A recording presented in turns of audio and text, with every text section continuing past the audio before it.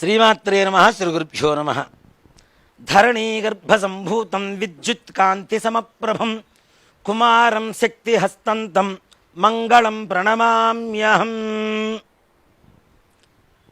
ముఖ్యంగా ఇప్పుడు చాలామంది కూడా బాధపడుతున్నటువంటి విషయం ఆర్థిక బాధలు. అనేక విధాలుగా అప్పులు చేస్తూ ఉంటాం.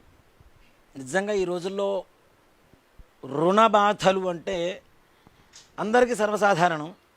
కానీ ముఖ్యంగా చెప్పుకునేటువంటి వ్యక్తుల్లో రైతులు వాళ్ళ పంట కోసం పండించడం కోసం కావలసినటువంటి ఎరువుల కోసమనో నారు కోసమనో అప్పులు చేస్తూ ఆ పంటలు సరిగా పండక చేతికొచ్చినటువంటి పంటకి సరైనటువంటి గిట్టుబాటు ధరలు లేక వాళ్ళు ఎన్ని బాధలు పడుతున్నారో. రైతుల ఆత్మహత్యలు ఎన్ని ప్రభుత్వాలు వచ్చినా కూడాను ఆపలేని పరిస్థితికి వెళ్ళిపోతూ ఉన్నాయి. మనందరం భోజనం చేస్తున్నామంటే నిజంగా రైతుల పుణ్యం. రైతు బాగుంటే మనం బాగుంటాం. ఈ చేస్తున్నటువంటి ఈ వీడియో కూడా ముఖ్యంగా రైతుల్ని దృష్టిలో పెట్టుకొని, అలాగే అవసరమైనటువంటి ఖర్చుల కోసం డబ్బులు లేకపోతే అప్పులు చేసేటువంటి వాళ్ళకి, అమ్మాయి వివాహానికో పిల్లల చదువుకో కుటుంబ వ్యవహారాలకో ఇట్లాంటి వాటి కోసం అప్పులు చేసేటువంటి వాళ్ళకి మాత్రమే చెప్తూ ఉన్నాను. నేను ₹1,00,00,000 ఎంజాయ్ చేస్తాను, అప్పు చేస్తాను, అవి తీర్చకుండా ఎగ్గొట్టేస్తాను. ఇట్లాంటి వాళ్ళకి దేవతలు కాదు కదా, ప్రకృతి ఎక్కడా కూడాను సహాయం చేయదు. కాబట్టి ధర్మబద్ధమైనటువంటి రుణబాధలు ఏవైతే ఉంటాయో అట్లాంటి వారికి చక్కటి నివారణ. అసలు అప్పులు చేస్తున్నామంటే దానికి కారణం ఏంటి? మన జాతకంలో ఉండేటువంటి కుజగ్రహ ప్రభావం. ఈ కుజగ్రహ ప్రభావం ఉండేటువంటి వాళ్ళు తీసుకున్న అప్పు తీర్చలేరు. అలాగే ఎవరికైనా డబ్బులు ఇస్తే వెనక్కి రాకపోవటం. ఈ అప్పులు చేసేటువంటి వాళ్ళు కూడా ఎలా ఉంటారు అంటే, ₹1,00,000 అప్పు చేస్తారు, వడ్డీ కడతారు ఒక 4 నెలలు. అమ్మో 4 నెలలు ₹3 ₹4 వడ్డీలు కడుతున్నాం, ఇంకో చోట నుంచి ₹1,00,000 తీసుకొచ్చి తక్కువ వడ్డీకి వీళ్ళకి ఇచ్చేద్దాం అనుకొని అక్కడ ఇంకో అవసరం కూడా తీర్చుకుందామని చెప్పి ₹2,00,000 అప్పు చేస్తారు. ఈ ₹2,00,000 ఖర్చు అయిపోతాయి. ఈ ₹1,00,000 అప్పు తీర్చలేని పరిస్థితి. వెరసి 3,00,000 అవుతాయి. ఈ 3,00,000కి వడ్డీ కడుతూ ఉంటారు. ఈ 3,00,000 అప్పు తీర్చడానికి ఇంకో చోట 5,00,000 అప్పు చేస్తారు. 5,00,000 ఖర్చు అయిపోతాయి. 5, 3, 8,00,000 అలా అప్పులు పెరుగుతూ కొన్నంతగా పెరుగుతూ ఉంటాయి. అలాగే రైతులకు కూడా ఉండేటువంటి సమస్యలు అవే. కొంతమంది కుటుంబ బాధ్యతల కోసం చేస్తూ ఉంటారు. అమ్మాయి వివాహానికో, ఇల్లు కొనుక్కోవడానికో, ఇల్లు కట్టుకోవడానికో, స్థలం కొనడానికో, తద్వారా నిదానంగా తీర్చుకుందాము అనేటువంటివి. ఇట్లాంటి వాళ్ళకి చక్కటి పరిష్కారం, ఏదైతే గ్రహం మనకి రుణబాధలు కలుగ చేస్తుందో, రుణగ్రస్త నష్టం కలుగ చేస్తుందో ఆ గ్రహమే కుజగ్రహం. కుజగ్రహానికి ఇష్టమైనటువంటి ఒక సమిధలు అంటే నవగ్రహాలకు సంబంధించినటువంటి 9 రకాల కట్టెలు ఉంటాయి హోమం చేయడానికి. మనకు సమిధ అంటాం వాటిని. అగ్నిలో ఆహుతైపోతాయి కాబట్టి వాటిని సమిధలు అంటాం. మరి కుజగ్రహానికి ఇష్టమైనటువంటి సమిధ ఏమిటి? చండ్రకర్ర. చండ్రకర్ర అంటే ఎలా ఉంటుంది అంటే, మనం ఎక్కువగా సినిమాల్లో వింటూ ఉంటాం ఈ మాటలు. వాడి కళ్ళు చండ్ర నిప్పుల్లాగా ఉన్నాయిరా అని చెప్పి వింటూ ఉంటాం. చండ్రకర్ర నిప్పు ఎలా ఉంటుంది అంటే ఎర్రగా ఉంటుంది. కుజగ్రహ స్వభావం కూడా అదే. కట్టె కాలక ముందు కూడా కట్టె కూడా ఎరుపు రంగులోనే ఉంటుంది. అంటే రక్తచందనంలాగా, ఎర్రచందనంలాగా ఆ వర్ణంలో ఉంటుంది దాదాపుగా.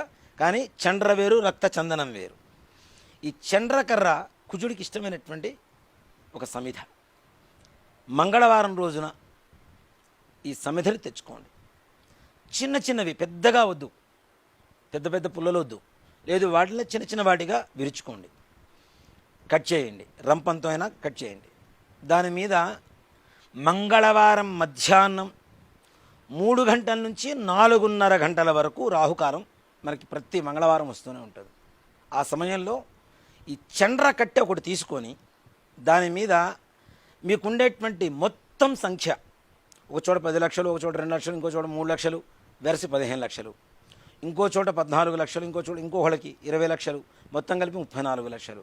మీకు ఉండేటువంటి అప్పు ఏదైతే ఉంటుందో మొత్తం టోటల్ నెంబర్ ఏదైతే ఉంటుందో మొత్తం మీద సంఖ్య, ఆ సంఖ్యని ఈ చండ్ర కట్టె మీద మార్కర్తో రాయండి. చక్కగా తెలుగులో రాయకుండా మామూలుగా నెంబర్ వేస్తూ రాయండి. రాసి ఒక చిన్న బౌల్ తీసుకోండి, స్టీల్ది కానీ ఏదైనా సరే, గాజుదొద్దు, స్టీల్ది తీసుకోండి, లేదా ఇత్తడి గిన్నె కానీ ఇట్లాంటివి ఏమైనా గిన్నెలు ఏమైనా తీసుకోవచ్చు.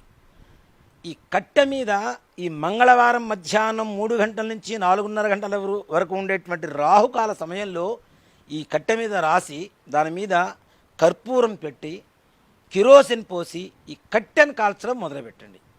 ఈ కట్టె ఎలా కాలాలి అంటే చివరి వరకు కూడాను ఎక్కడా మిగలకుండా, శేషం లేకుండా మొత్తం పూర్తిగా కాలిపోవాలి.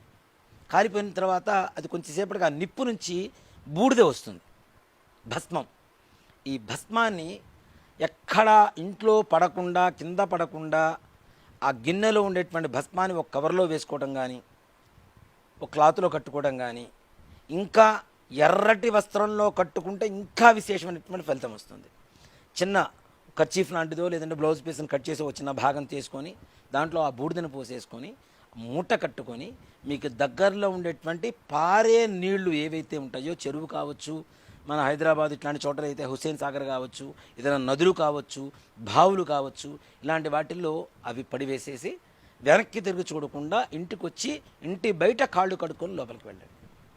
ఇలా ప్రతి మంగళవారం ఒక 3 మంగళవారాలు 5 మంగళవారాలు నియమం పెట్టుకొని కుజగ్రహానికి మనస్సులో ధ్యానం చేసుకొని నా రుణం తీరిపోవాలి అని చెప్పి మనస్ఫూర్తిగా కుజగ్రహానికి, పరమేశ్వరుడికి నమస్కారం చేసుకొని, ధ్యానం చేసుకొని, సంకల్పం చెప్పుకొని యొక్క చండ్రకట్ట మీద మీకున్నటువంటి అప్పు సంఖ్య మొత్తాన్ని రాసి కాల్చి ఆ భస్మాన్ని ఎర్రగుడ్డలో కట్టేసి ఎప్పుడైతే ఆ పారే నీళ్లలో కానీ, బావిలో కానీ, చెరువులో కానీ, నదిలో కానీ పారవేస్తారో 5 మంగళవారాలు అయ్యేసరికి మీకు ఒక్కసారిగా 100 కోట్లు పడతాయని చెప్పి నేను చెప్పడం లేదు. అప్పులు తీరేటువంటి మార్గం భగవంతుడు మనకు చూపిస్తాడు తప్పనిసరిగా. కుజగ్రహ అనుగ్రహం కలుగుతుంది. ఇక్కడ మీరు చేస్తున్నది ఏమిటి? చండ్రకట్టెను కాలుస్తున్నారు అంటే కుజగ్రహానికి ఆ యొక్క సమిధతో హోమం చేస్తున్నామని పరమార్థం. రాహుకాలంలో కుజగ్రహానికి హోమం చేయడం ద్వారా తప్పనిసరిగా తొందరగా అనుగ్రహించేటువంటి అవకాశం ఉన్నది. కాబట్టి యొక్క పరిహారాన్ని చేయండి. అందరూ కూడాను రుణబాధ నుండి విముక్తి పొందండి. నిజంగా ప్రశాంతంగా ఉండండి. రైతులందరూ కూడా ఈ యొక్క అవకాశం ఉన్నటువంటి ప్రతి ఒక్కరూ, ముఖ్యంగా ఇట్లాంటి చండ్రకట్టెలు ఇవన్నీ కూడా చాలా చోట్ల దొరకట్లేదు. కొన్ని పూజా స్టోర్స్లో దొరుకుతూ ఉంటాయి, లేదా ముఖ్యంగా పల్లెటూళ్ళలో, విలేజెస్లో బాగా దొరుకుతాయి. రైతులకి తొందరగా రుణం తీరిపోవడానికి మంచి అవకాశం ఇలాంటి పరిహారం చేయడం ద్వారా. మీ సిటీలో దొరక్కపోతే పల్లెటూరులో తెలిసిన వాళ్ళ దగ్గర నుంచి తెప్పించుకోండి. ఈ పరిహారం చేయండి, రుణబాధ నుండి విముక్తి పొందండి. అందరూ కూడాను పరమేశ్వర అనుగ్రహానికి పాత్రులు కండి. శ్రీమాత్రే నమః. శ్రీ గురుభ్యో నమః.